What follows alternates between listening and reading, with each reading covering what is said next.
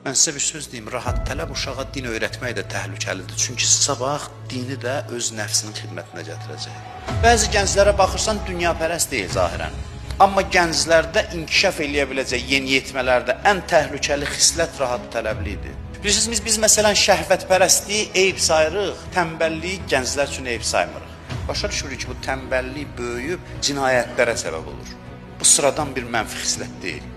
Və özdə zahirən salih gənclərdə, cavanlarda da bu tənbəllik xisləti olur və maraqlısı da budur, faciəlisi də budur ki, bunu ciddi mənəvi nöqsan saymır özünə ki, onunla mübarizə aparsın.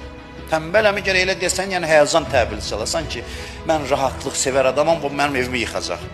Atasından, anasından bir çətin göstəriş gələn kimi, rahatlığını pozacaq, hər hansı bir tələb gələn kimi başlayır üsyan eləməyə. Zahirən ədəbli, dindar bir gənc idi. Amma o qədər rahat tələbdir ki, ata-anası da rahatlığını pozanda ona qarşı üsyan eləyir. Adam var, 20 yaşı var, 30 yaşı var, 40 yaşı var, eyni ilə o körpə kimidir. Körpə necədir? Bir şey əziyyət elədi, başlayır ağlamağa. Bunu siz kiçik bir şey sayırsınız. Çox ciddi bir mənəvi problemdir.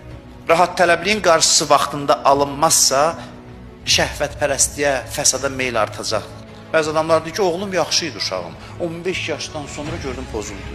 Bilirsən, baxırsan, görürsən ki, bu ailədə 7 yaşdan 14 yaşa qədər lazım olan işlərə riayət eləməyiblər. Bilirsiniz, neyiniblər?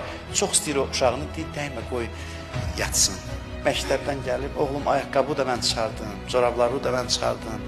O uşağa ən böyük xəyanət eləyir ki, o qədər zəifləyir ki, sonra cinsi meyl gələndə, başqa başlayır, o istəklər axını gəlir, bu qədər zəifdir ki, heç ilə mübarizə aparmağa ata-ana şərait yaratmayıb bunun üçün və zəifləyir və başlayır, sonra onun fəsadlarını ömrünün axırına can hiss eləməyə, bundan din düşməni də çıxar.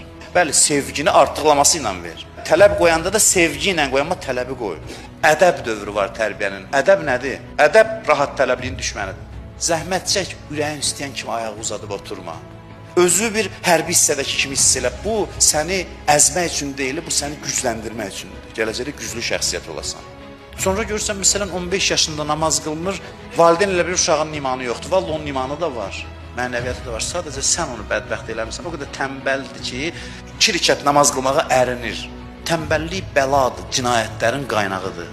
Görürsən, günah eləmir, fəsad eləmir, amma rahat tələbdir, darıxma. Gün gələcək, ən böyük cinayətlərə imza atacaq.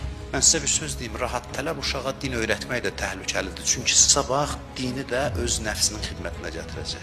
Sən ona din öyrətməyə tələsmə.